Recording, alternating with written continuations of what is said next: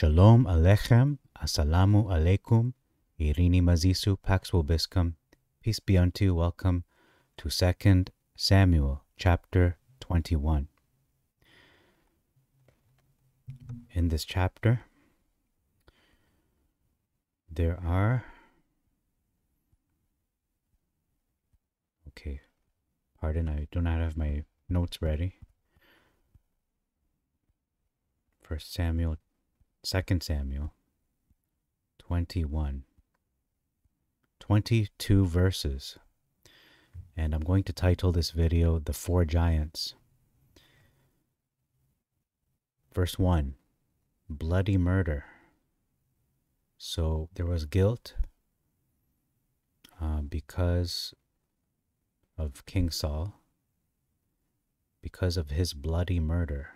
He slew the Gibeonites versus his bloody house. So it's not that his house was bloody, it's a specific act that they did, which is bloody murder. They killed the Gibeonites, and they actually made a vow to them that was broken.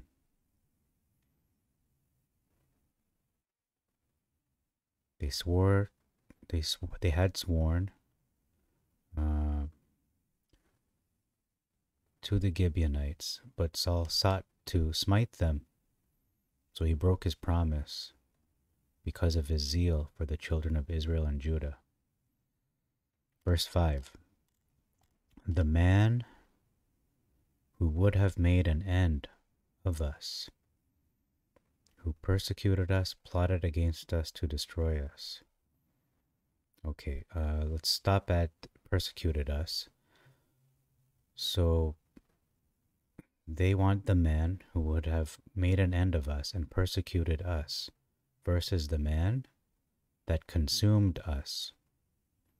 So they were not completely consumed, but they were persecuted, and there was a man who wanted to eventually completely eliminate them. Significant difference in verse 5. It says, who plotted against us to destroy us. Let us utterly destroy him, so that he shall have no standing in all the coasts of Israel. So that is what they have determined as justice for them. Verses in the Masoretic, what do they say? We should be destroyed from remaining in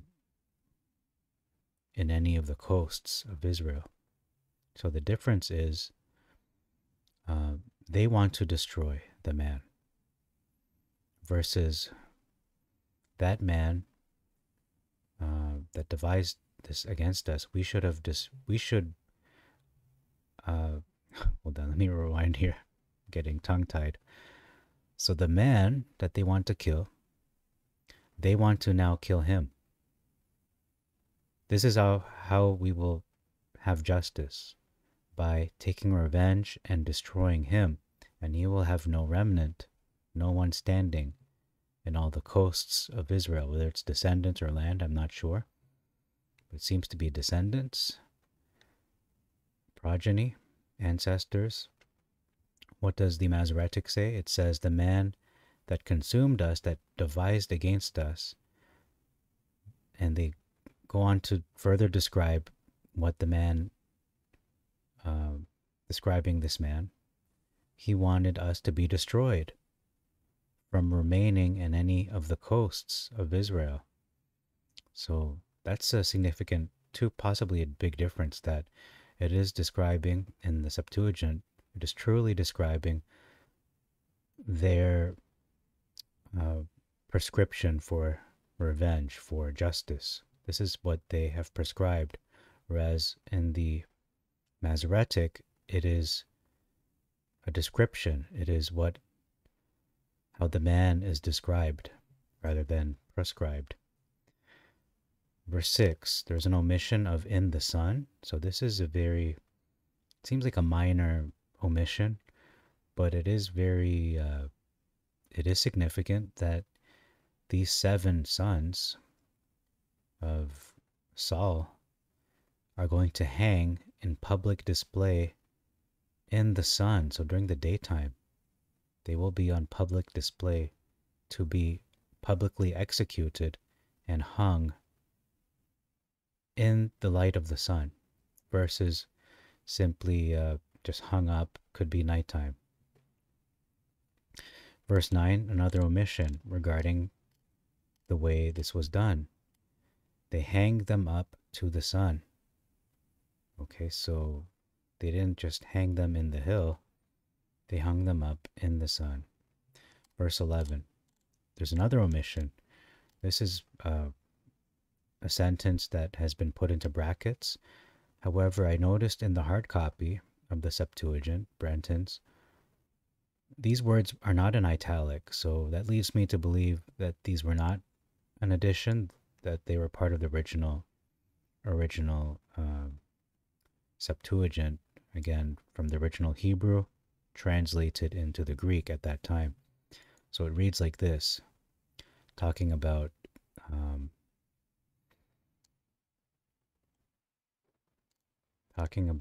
who's it talking about? The women. So these are the daughters of,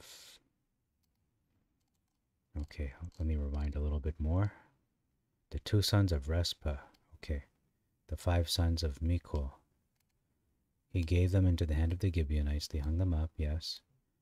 They were put to death in the days of harvest. And Respa, the daughter of Aiah, took sackcloth. So it's Respa. She covered up a rock with sackcloth, and she did not let the birds or the beasts go on this rock. It was told David what Respa had done, or Rizpah in the Masoretic, and they were faint. Okay, who was faint? And Dan, the son of Joah, of the offspring of the giants, overtook them. Okay, so it's interesting. So it's Joah, the offspring of the giants, overtook them, talking about Respa, the concubine of Saul. Is that who it's describing? Is this who it's talking about when it refers to they? Or is it talking about David? It's hard to say, really. Verse 14, it says here, hearkened or listened to the prayers of the land. So after they had dealt with this matter of justice for the Gibeonites, only then did Elohim listen to the prayers of the land. But it says in the Masoretic, after that, again, this justice was completed. Elohim was entreated for the land. Okay, so he was worshipped, or he was satisfied, perhaps, for the land. But it seems to be, again, the Septuagint, it's more accurate to understand that this was done in order for the prayers to now reach Elohim, because before that, they were under a type of curse. If we read in the opening verses, there was a famine in the days of David. How long? 3 years. And it had nothing to do with David. It had everything to do with the king before him. It seems like people would think, oh, that's not right. You know, why is Elohim having this curse to continue? Well, there was something, a great shame that was done by Saul, using the throne, the position of the king of Israel. So King David was not aware, but he was made aware by Adonai. Adonai actually revealed it to David and said, guilt upon Saul and his house because of his bloody murder. So it was revealed. It wasn't simply covered up, or Adonai was cryptic and didn't give him any hints or any word, but he had revealed it to David. So it was up to David to do what was right. Okay, so we are in verse 15 now. Significant difference. It talks about how David went down. Okay. David went, I should say. So that was replaced with David waxed faint. So no, David was not growing faint. He actually went with Israel to battle. Okay, next is verse 16, talking about the head of the spear of the giant. Yezbi is the name of the giant. The spearhead weighed 300 shekels of brass in weight. Okay, you know what I should do is measure that. How much does that weigh? All right, so in regards to 300 shekels, 600 is 15 pounds, so 300 would be 7.5 pounds is the weight of the spearhead. So that is like a very small bowling ball. 7.5 pounds. Or not even, just about the weight of a newborn baby, perhaps. Okay, so that is verse 16. And it says he had a club versus a new bracket sword. And he thought to smite David. So his plan was to kill David versus he thought to have slain David. So he thought, he was under the impression that he already killed David. Again, when we look at the original Greek and is also the Hebrew, it seems that even the conjugation of verbs is up to the translators. It's not, may or may not be. So I'm not saying this dogmatically. I'm not saying this with 100% certainty, but there's a possibility that even the, especially in the Greek, it's hard to decipher when a verb is past, present, or future. So in the Hebrew, there might be that problem as well. Okay, so verse 17, actually 18, this is significant because Gath is known as the place where Goliath comes from. But so in the Septuagint, it talks about how there was a battle in Gath. This is where Goliath is from.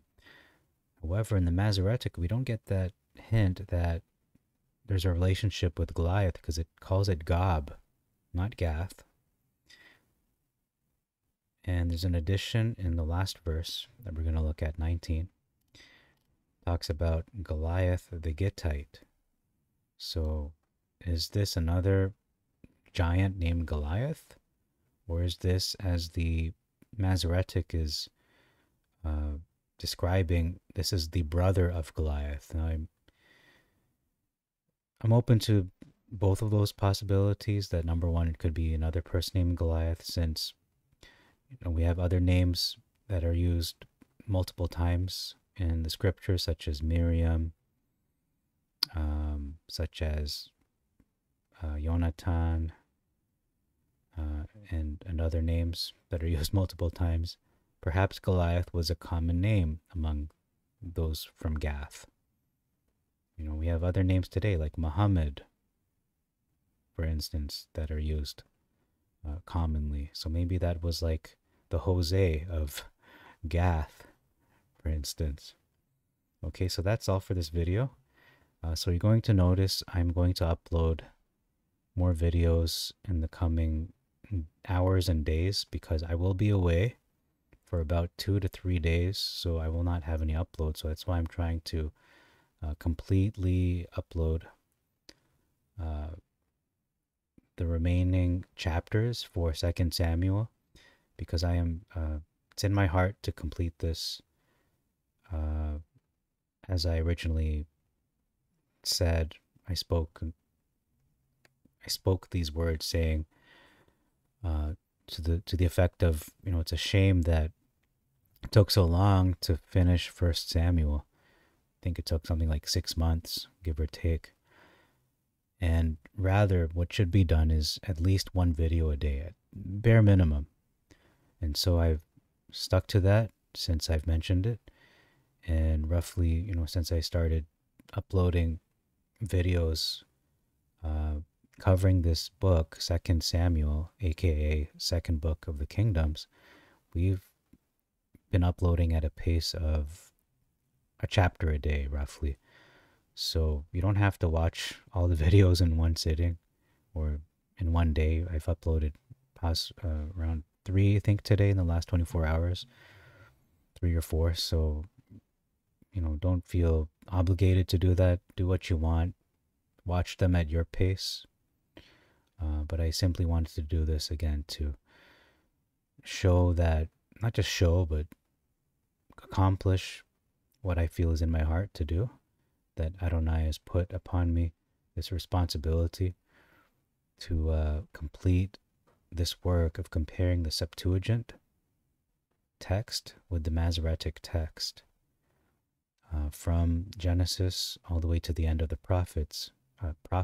Malachi is the final one, I believe. So that's all again for this video. Thank you very much for your time. I appreciate it, and I hope this was helpful for you.